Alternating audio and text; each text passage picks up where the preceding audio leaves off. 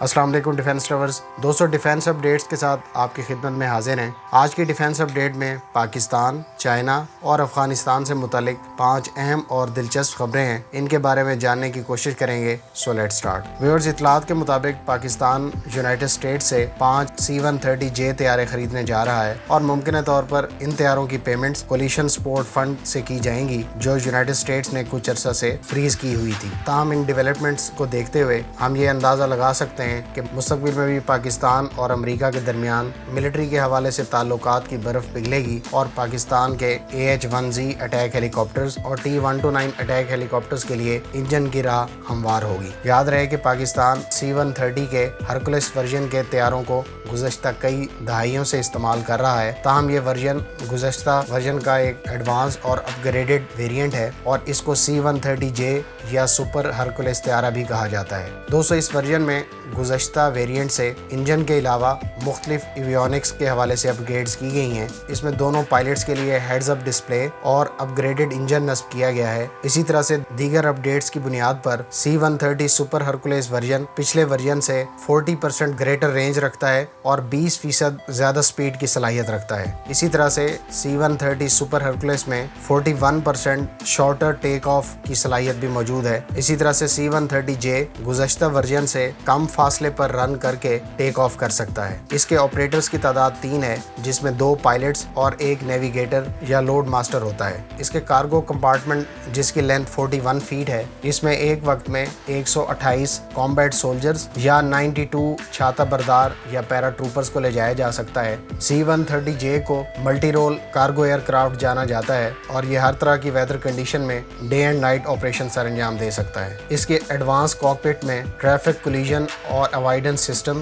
Flight management system, inertial navigation system, air traffic management system اور multi mode colour radar کے علاوہ ground collision avoidance system بھی نصب ہے، جو اس طیارے کو گزشتہ ورژن سے کافی بہتر پرفارمنس کی صلاحیت فراہم کرتا ہے۔ C-130J کے اس وقت 400 سے زائد طیارے دنیا کے 20 سے زائد ممالک کے زیر استعمال ہیں اور اس کو air drop, cargo delivery, medical evacuation, VIP transport, arctic support, fire fighting اور ایریل سپرے کے علاوہ ہیومینیٹیرین مقاصد کے لیے بھی استعمال میں لایا جا سکتا ہے۔ دوستو، اس طیارے کی میکسیمم سپیڈ 675 کلومیٹر پر آور ہے، جبکہ اس کی میکسیمم رینج 4000 کلومیٹر بتائی جاتی ہے۔ اسی طرح سے یہ طیارہ 30,000 فیٹ کی بلندی پر پرواز کر سکتا ہے اور اس کا maximum take off weight 74,000 kilogram بتایا جاتا ہے۔ ابتدائی طور پر سامنے آنے والی اطلاعات کے مطابق یہ طیارے بہت جلد پاکستان کو فراہم کر دیے جائیں گے۔ دوستو، دوسری اپڈیٹ بھی پاکستان سے متعلق ہے اور آج دوپہر کو سامنے آنے والی رپورٹ کے مطابق پاکستان میں کراچی شپ یارڈ اینڈ انجینئرنگ ورکس نے بیلجیم کلاس کارویٹ کی سلسلے کی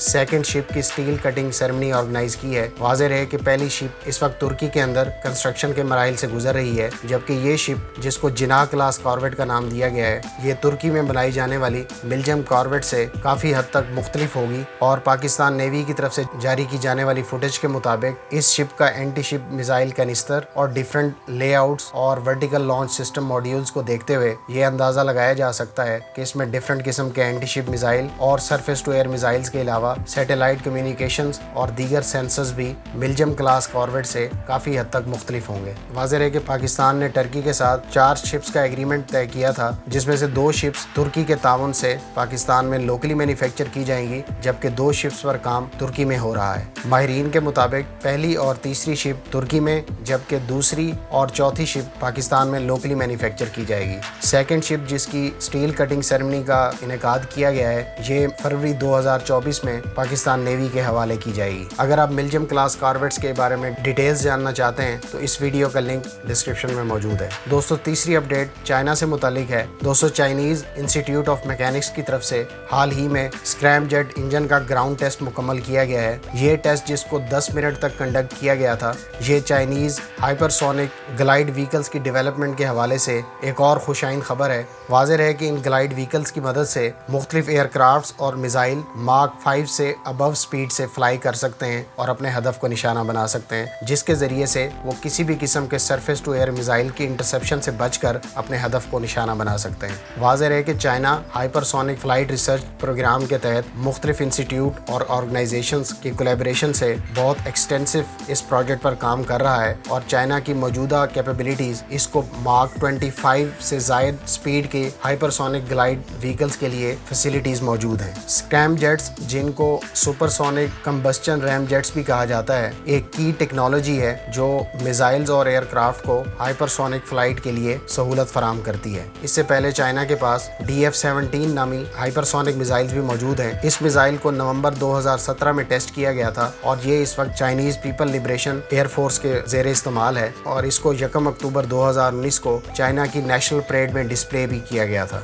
याद रहे कि चाइना ने अगस्त 2018 में जिंग कॉन्ग 2 नामी हाइपरसोनिक व्हीकल का भी कामयाब तजर्बा किया था और माहिरीन के ख्याल से उस वक्त इसकी स्पीड मार्क 6 से अबव टेस्ट की गई थी, जिसका मतलब ये हुआ कि जिंग कॉन्ग 2 नामी ये हाइपरसोनिक ग्लाइड व्हीकल तकरीबन 8000 किलोमीटर पर आवर की स्पीड से एक जगह से दूसरी जगह फ्लाई कर सकती है। 200 हाइपरसोनिक मिसाइल्स और वेपन डेवलपमेंट्स के हवाले से चाइना का ये कामयाब तजर्बा खासा खुशाइंद है और इस हवाले से पाकिस्तान भी आने वाले अरसे में फ़ायदा उठा सकता है। दोस्तों, नेक्स्ट अपडेट अफगानिस्तान से मुतालिक है। पाकिस्तान आर्मी के चीफ ऑफ आर्मी स्टाफ और DGISI ने आज अफगानिस्तान में अफगान सदर अशरफ गनी से 1-to-1 मुलाकात की है और इस मुलाकात के दौरान खित्ते में होने वाली डेवलपमेंट्स और अफगान US पीस प्रोसेस को खास तौर पर डिस्कस किया गया। याद रहे कि इस लेवल के पाकिस्तानी मिलिट्री ऑफिशियल्स का अफगानिस्तान का यह दौरा काफ़ी अरसे बाद देखने को मिला है और इस सिलसिले में हम ये असेस कर सकते हैं कि खित्ते में होने वाली डेवलपमेंट्स को लेकर पाकिस्तान अफगानिस्तान में अपने किरदार को खासी अहमियत देता है और अफगानिस्तान भी पाकिस्तान के इस किरदार की अहमियत को मद्देनज़र रखते हुए पाकिस्तान के साथ मिलजुल कर आगे बढ़ना चाहता है।